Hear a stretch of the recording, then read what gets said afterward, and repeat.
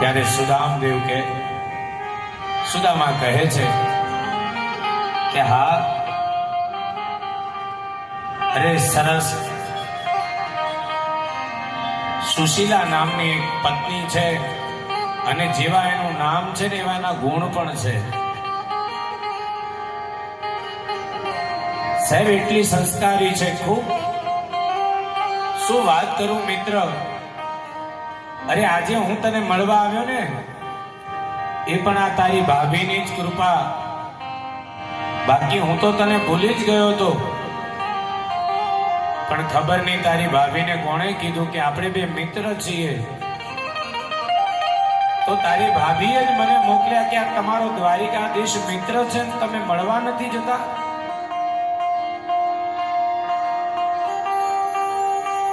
તો કે ભાભીએ તને અહીંયા મોકલ્યો છે મિત્ર, તો ચોક્કસ મારા માટે કંઈક સંદેશો પણ મોકલ્યો હશે ને મારા માટે કંઈક ખાવાનું પણ મોકલ્યું હશે. ભગવાન કૃષ્ણ કહે છે તો સુદામદેવ પોટલી તો અપાય એમ છે નહીં, કારણ કે દ્વારિકાનો વૈભવ જોઈ અને પોતાના ચોખા કોણ આપે સાહેબ. તો જે પોટલી આમ દબાઈ રાખી હતી આમને એમ જ છે. દ્વારિકામાં જ્યારથી આવ્યો ત્યારથી હજુ આ હાથ તો આમથી ખસ્યો, આમ નથી થયો, ઊંચો નથી થયો, દબાઈને દબાઈને જ રાખ્યો છે.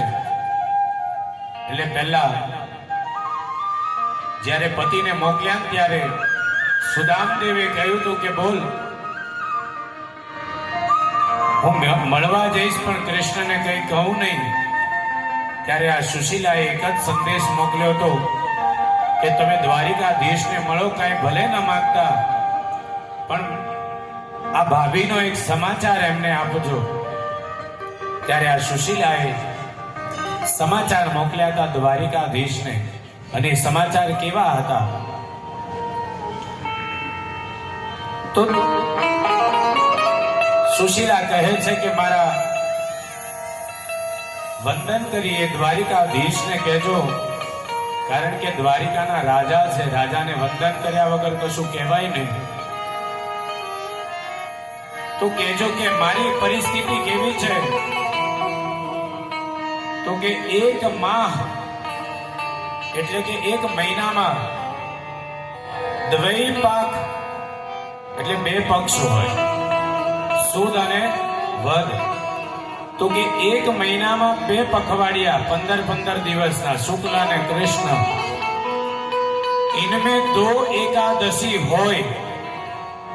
આ બંને પક્ષમાં કેટલી એકાદશી આવે? એક એક એટલે બે એકાદશી. તો કે આખા મહિનામાં 2 11 હોય છે. પણ હે પ્રભુ, સો પ્રભુ દીન દયાલ, હે દીનોના નાથ, મારે તો નિત પ્રતિદિન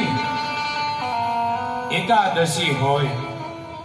હે પ્રભુ, હે દીન દયાલ, મહિનામાં વૈષ્ણવો તો 2 11 કરે, પણ પ્રભુ મારે તો રોજ 11 હોય છે, કારણ કે ખાવાના ઠેકાણા નથી. આટલા સમાચાર તમે ખાલી આપજો. તો સુદામદેવે પોટલી નથી આપી પણ સમાચાર આપ્યા.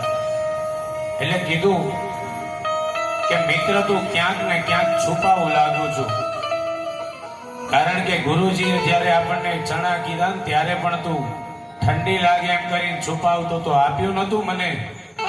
લાય આજે તો હું જોઉં. તો કે કાના રહેવા દે, કાંઈ નથી હું લાવ્યો, તારી ભાભીએ કંઈ આપ્યું નથી. તો કે મને લાગે છે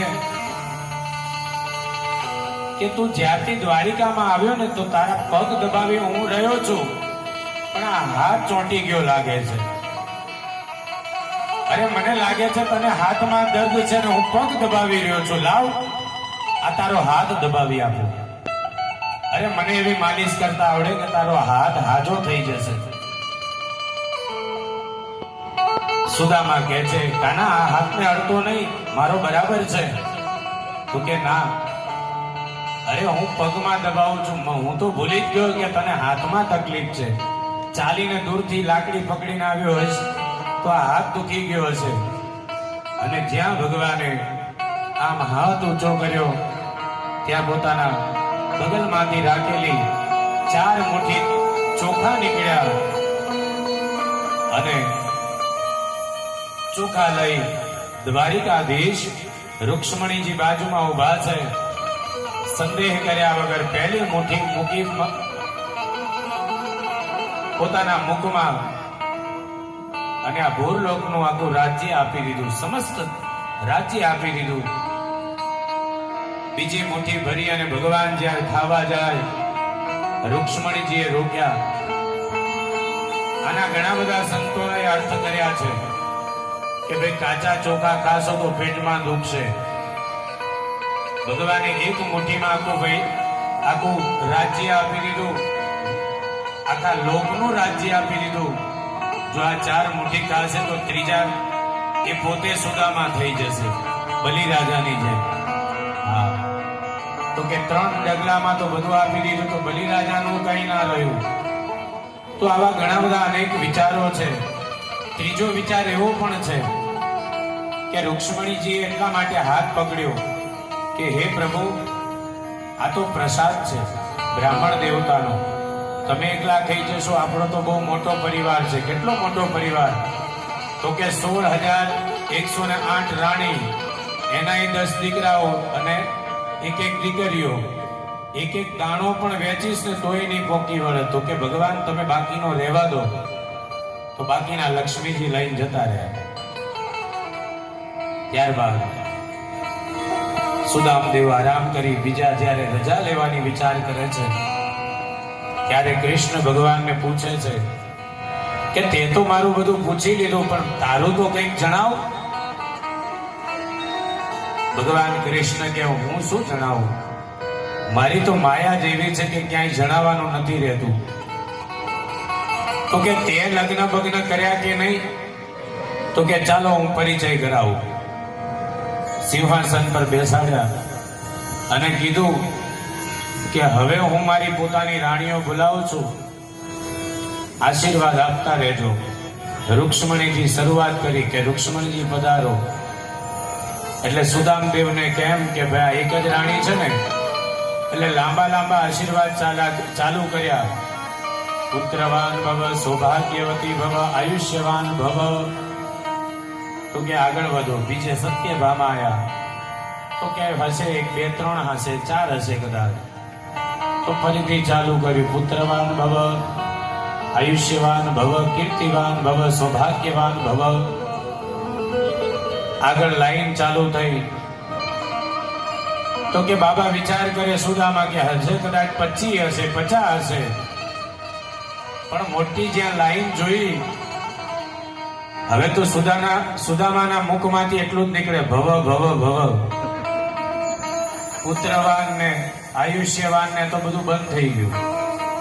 કારણ કે ઘણી બધી વખત આશીર્વાદ એવા હોય કે આટલો બધો સમૂહ હોય તો ખાલી કશું મોઢામાંથી નીકળે નહીં, ખાલી ફક્ત ભવ ભવ જ થાય. સુદામા વિચાર કરે કે કેટલી રાણી છે. એમ તો કે હવે તો આ ગળું બેસી ગયું કે પુત્રવાન ભવ બોલી બોલીને. તો કૃષ્ણ 2 હાથ જોડી અને કહે છે કે પ્રભુ હજુ અડધી નથી થઈ. 5000 પોકી દીધો હોય કે અડધી નથી થઈ. તો કે હવે મારી કેપેસિટી નથી કે હું આશીર્વાદ આપી શકું. એક કામ કર, આ બધી રાણીઓને પાછળ ગોઠવી દે, તું જ આશીર્વાદ માંગી લે, તને જ બધા આશીર્વાદ આપી દઉં. તો આ બધી રાણીઓ સુધી પહોંચી જશે. ભગવાન કૃષ્ણ પોતાની સમસ્ત રાણીઓ સાથે સુદામાને પગે લાગ્યા અને સુદામાએ આશીર્વાદ આપ્યા કે હે કાનુડા, 16,108 રાણીઓ સાથે, સમસ્ત પરિકરો સાથે ખૂબ રાજી રહો. અને આશીર્વાદ આપ્યા પછી સુદામદેવ વિચાર કરે કે હવે ઘેર જવાનું ટાણું થયું, હવે ઘેર જઈએ. ખૂબ મળ્યા, ખૂબ પ્રીતિ થઈ. એટલે સુદામદેવ કહે છે કે મિત્ર, મળીને બહુ આનંદ થયો પણ હવે પાછો જાઉં. કૃષ્ણ કે હા ભલે, ચાલો રામ રામ. સુદામદેવને પોતાના માટે નહીં પણ પત્ની માટે ચિંતા થઈ કે પત્ની ચિંતા કરતી હતી કે કંઈક આપશે. રાજા છે, ખાલી હાથે તો નહીં મોકલે, પણ આ કૃષ્ણ તો કંઈ આપ્યું નહીં. રામ રામ કરી દીધા. પાછા વળીને કહે છે પોતાની પત્ની માટે, એના માટે નહીં. કારણ કે સુદામા તો આનંદ દેવ છે, સદા આનંદમાં રહે, ભગવાન જે રીતે રાખે એ રીતના રહે. પણ પત્ની માટે વિચારે છે. ઘેર જઈશ તો શ્રીમતી કહે છે ખાલી હાથે આયા. અરે 4 ઘેરથી માગીને હું આપ્યું તું, કંઈક તો બોલવું તું. તો પત્નીની ચિંતા કરતા હતા એટલે પાછા કૃષ્ણને કહે છે કે તારી ભાભી પૂછે તો હું શું કહું. વળીને પાછા આયા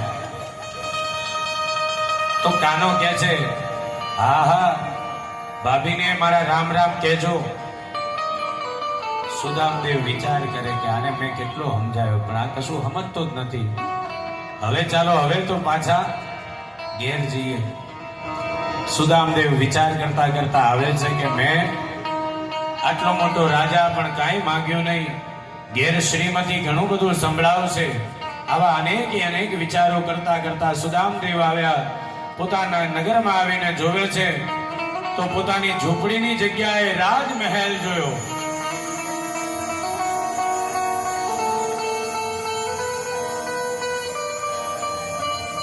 સુદામાએ કાંઈ માંગ્યું નહીં અને કૃષ્ણએ આપ્યું પણ કાંઈ કીધું. હા, કૃષ્ણએ બહુ આપ્યું પણ કાંઈ કીધું નહીં. અરે રાજમહેલ જોઈ સુદામા વિચાર કરે છે અરે મારી ઝૂંપડી ક્યાં ગઈ, આ રાજમહેલ આવી ગયો. અરે ઝૂંપડી ગઈ તો ગઈ, ભલે ગઈ, પણ મારી શ્રીમતી કઈ ગઈ. ઝૂંપડી વગર તો ચાલી જશે પણ શ્રીમતી વગર શું કરીશ. સુશીલા ક્યાં ગઈ. એ રાજમહેલના ચક્કર આટા ફેરા ચાલુ કર્યા તો બધા જે સૈનિકો હતા જઈને સુશીલાને કીધું અરે કોઈ ગરીબ આવ્યો લાગે છે, આપણા મહેલની ફરતે ફરતે પ્રદક્ષિણા કરે છે. તો કે કેવો છે. તો બધા લક્ષણો સાંભળ્યા એટલે વિચાર કર્યો સુશીલાએ કે પતિદેવ પાછા આવી ગયા. સુંદર મજાની સાડી પહેરી છે, હાથની અંદર સોનાનો થાળ લીધો, પૂજાની સામગ્રી લીધી અને આજે જે શ્રીમતી સુશીલા જેને 2 ટાઈમનો ભોજનનો પણ ચિંતા હતી અને કહેતી હતી કે હે દ્વારિકાધીશ આજે તું મને રોજ એકાદશી કરાવે. તો દ્વારિકા નાથે પણ કીધું કે સાધુ સંતો વૈષ્ણવો ભલે 2 કરતા હશે પણ હે ભાભી જા હું તને આશીર્વાદ આપું છું કે તારા ઘરમાં રોજ દ્વાદશી હોય. આજ સુધી તે બધી જ 1 હામથી 11 કર નાખી છે. હવે તારે 11 પણ 11 કરવાની જરૂર નથી. આજે ભલે 11 હોય પણ મારી કૃપાથી હે ભાભી તારે રોજ 12 થશે. અને સાહેબ આ એકાદશીનું ફળ તો જુઓ. આ ભાગવતમાં પણ કથા આવે છે. અંબરીશ રાજાએ કરી હતી 11ની. દુર્વાસા મુનિ આવ્યા છે, જમવાનું કીધું. દ્વાદશી ચડી ગઈ હતી, પૂરી થવા આવી એટલે અંબરીશ ઋષિ વિચાર કરે છે કે ભગવાનના ચરણનું જળ પી અને હું પારણા કરી લઉં કારણ કે મારો ઉપવાસ ખંડિત ન થઈ જાય. પણ દુર્વાસા મુનિને એમ લાગ્યું કે આણે ભોજન કરી લીધું એટલે એમણે પોતાની કૃત્યાને એટલે કે ગુસ્સામાંથી કૃત્યાને ઉત્પન્ન કરી.